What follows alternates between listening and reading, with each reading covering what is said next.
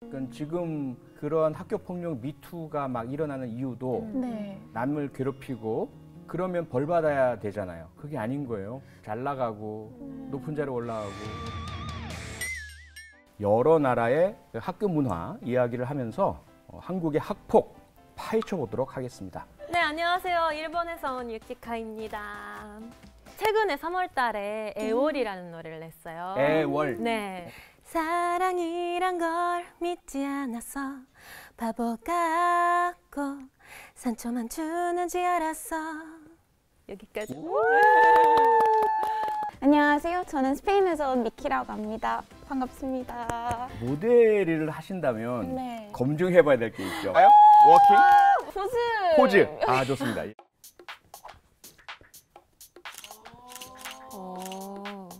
와!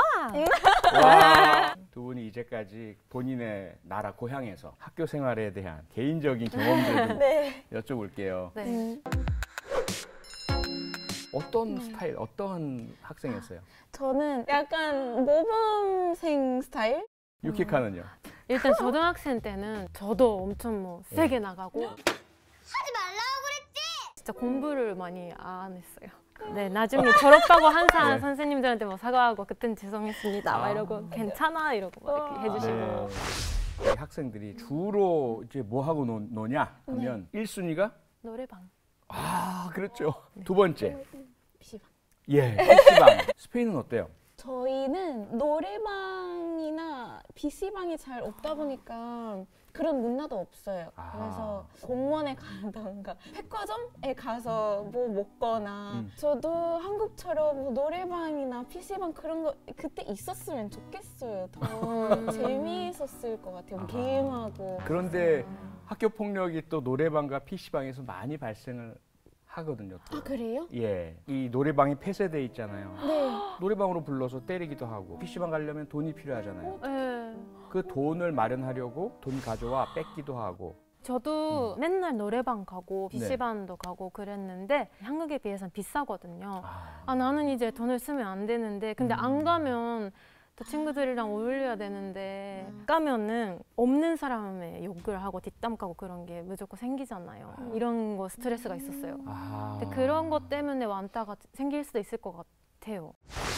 이런 거 있었어요. 가방 중에 브랜드 가방을 입으면은 스타일리시하게 보인다라고 생각하고 가방 입는 방식도 엄청 낮게 입어야 스타일리시해 보인다. 언덕이 이렇게 안 걸으면서 뚝뚝뚝 하면서 네. 저보다 좀 더 나이가 많은 언니들 세대에는 루즈 소크스라고 해가지고 양말이 엄청 길어요. 그거를 접혀서 신는 엄청 길어요. 그게 막 2m, 1.5m 읽는 걸 이렇게 일부러? 길면 길수록 멋있다 이런 게 있었나 봐요. 우리나라에서는요, 학생들 사이에 특정한 패션 브랜드 안 입으면 따돌림 당하고 이런 일들이 있거든요. 사실 이 등골 브레이커의 원조격은 바로 이 점퍼. 비싼 가격대임에도 찾는 학생들 정말 많습니다. 계층의 상징이어서 좀 많이 있는 것 같아요. 왕인의 느낌? 그냥 얘는 하류층에 속한 애구나 하면서 무신하고. 스페인에도 혹시 그런 게 있나요? 없어요. 저는 본 적이 없어요. 저는 내가 이 브랜드를 안 사면 내가 왕따를 당할 수도 있다. 너무 놀랐어요. 저는. 일본도 그냥 각자 예쁘다고 생각하는 걸 입는 편이고 부모들은 오직 이제 자기 자녀에게만 모든 것들을 쏟아붓는 그러한 이제 문화가 형성돼 있다 보니까 내 아들이 무시당하면 안 돼. 결국은 그것이 학교 폭력의 원인으로 어떤 특정 브랜드가 좀 이유가 되는 말도 안 되는 상황으로 이어진 것 같아요. 한국에서 지금 막 이야기되는 학교 폭력 이야기 들으실 때 어떤 생각을 좀 갖게 되는지. 제가 학생 때도 완따가 있었고 많이 싸우고 그런 경우가 많은데 기사를 보면 벌을 넘쳤다고 해야 되나 그런 경우가 많다고 생각을 했어요. 스페인에서는 이제 폭력을 당하는 친구가 있으면 보통 주변 사람들이 저 친구한테 가서 괜찮냐고 아니면 폭력을 하는 친구한테 하지 말라고 이런 분위기가 있는데 한국에서는 조금 주변 사람들이 조금 다가가도 될까? 그런 게 있는 것 같아요. 일본은 스페인보다는 한국이랑 비슷한 것 같아요.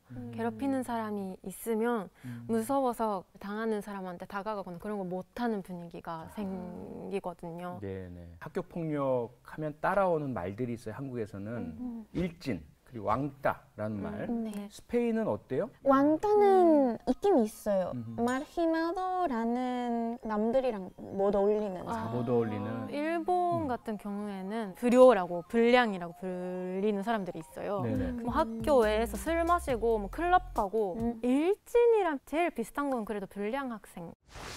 재밌는 사람이 지금이 어떻게 지낼까요? 여러 가지로 다르죠. 그러니까 지금 그런 학교 폭력 미투가 막 일어나는 이유도 네. 남을 괴롭히고 그러면 벌 받아야 되잖아요. 그게 아닌 거예요. 잘 나가고 높은 자리에 올라가고 그걸 보니까 피해자들이 못 견디는 거죠. 아무래도 상대방이 연예인이기 때문에 주변 친구들한테 말하는 것보다 인터넷에 이렇게 올려야지 사과를 받을 수 있는 확률도 높아질 거고. 네. 그래서 인터넷에 알려서 여러 사람이 알게 되어야만 네. 가해자가 거기에 대한 책임을 지게 될 것이다. 지금 당장 내 주변에는 나와 같은 사람 없죠. 나 혼자만 따돌림 당하니까. 네. 그런데 어딘가에는 나와 같은 사람들이 분명히 있을 거고 인터넷이나 SNS에 올리는 순간 내 편이 생기는 거죠. 네. 나를 도와주고 내 옆에 서주고 내 편이 되어줄 수 있는 사람들. 네. 그게 아마 이 인터넷이나 SNS의 피해자들이 글을 올리는 이유가 아닐까 싶어요.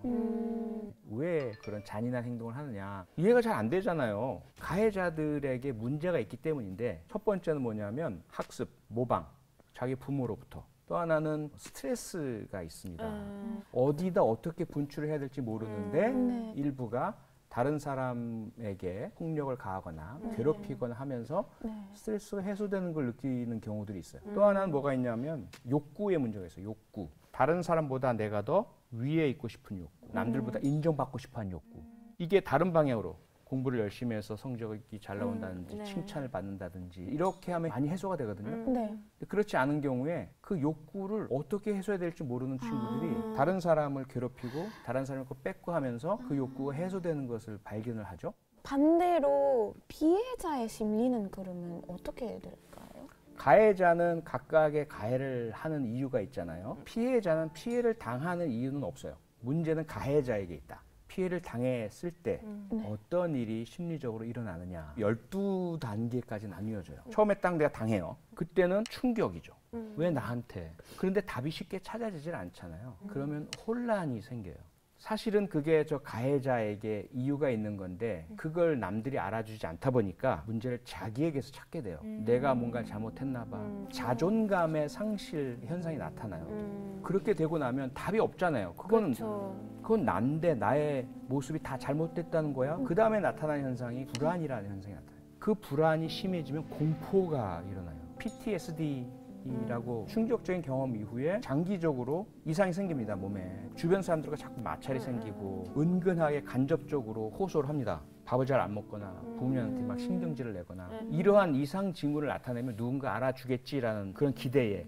근데 그렇게 알아서 해결해 주지 않거든요, 대부분. 일부는 용기 내서 경찰에 신고하거나 했는데 해결이 안 돼요. 그때 나타나는 현상이 학습된 무기력이라는 현상이에요. 네, 그럴 것 같아요. 예.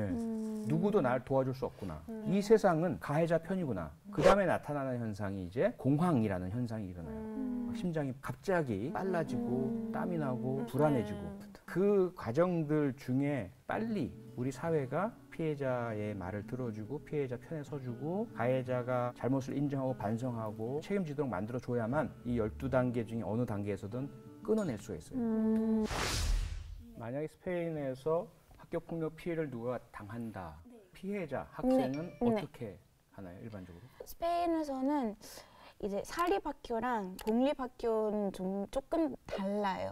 사립학교에서는 학교 폭력을 당하거나 그럴 때는 상담해 주시는 선생님한테 가서 상담해주고 부모님한테 연락하고 그렇게 하는 선생님이 있는데 공립학교는 대체하지 않은 선생님들 더 많아요. 왕따가 생기면 뭔가 경찰이 들어오는 경우도 있다고 들었어요. 10년 전이죠. 2011년에 학교 폭력 피해를 너무 심하게 겪다가 유서를 쭉 쓰고 자살한 친구가 있었어요. 그 사건이 워낙 심각하고 컸기 때문에 그때 이후로 경찰에서 학교를 담당하는 경찰관을 별도로 지정을 했어요. 그래서 SPO라고 해서 학교 담당 경찰관. 그런데 네. 문제는 전담 경찰관 한 명이 평균 12개 학교를 담당을 해요. 관리가 안 돼. 제대로 될 리가 없죠. 그러다 보니까 경찰관에게 신고하거나 경찰관이 학교에 와서 개입을 해도 결국은 잘 해결되지 않는다라는 이야기가 나오고 있는 거죠. 제가 피해를 당했을 때 사진이나 영상이 있는데 남들에게 보여주기 너무 부끄럽거나 무서우면은 어떻게 하면 좋을까요? 피해 학생들이 갖고 있는 가장 큰 두려움이 바로 그거거든요. 부끄러움과 두려움 이런 것들 때문에 참지 말고 피해자 보호에 법적인 의무와 책임을 지는 경찰 1366 혹은 학교폭력 신고 전화 이 셋 중에 한 군데로 연락을 하셔서 전문적인 도움을 받는 게 가장 좋습니다. 그러면 괴롭힘을 당하는 친구들에게 저희가 친구로서 해줄 수 있는 말이나 행동 같은 게 옆에 있어주는 게 가장 바람직한 친구로서 행동이겠죠. 네. 그리고 피해를 입은 친구에게 가르치려고 하지 말아야 돼요. 네가 이러니까 당하는 것 같아. 넌 이렇게 하는 게 어떻겠어. 그 말 자체는 피해자에게 더 큰 상처가 되고 피해 친구가 힘이 생길 수 있도록 해주는 방법. 신고를 하고 싶은데 두렵고 할 때 내가 함께 해줄게 라는 것. 네. 가해자들의 무기가 뭐예요? 제 편 되면 그 다음 타겟은 너야. 처음엔 두렵고 무섭겠지만 피해자와 함께 해주기. 그게 인간으로서의 의무와 도리라고 저는 생각을 해요. 마지막으로 두 분이 학생 대사라고 생각을 하고 학교폭력 문제 해결에 도움이 될 것 같다. 이런 게 있다면? 저는 개인적으로 점수에 따라서 뭐 1위, 2위, 3위 이런 것 때문에 스트레스가 많이 생기는 것 같고 학생 중에서도 위 있는 사람, 아랫 사람 또 있고 그런 서열이 없어졌으면 좋겠어요. 솔직히 학생들은 학교 생활이 다잖아요.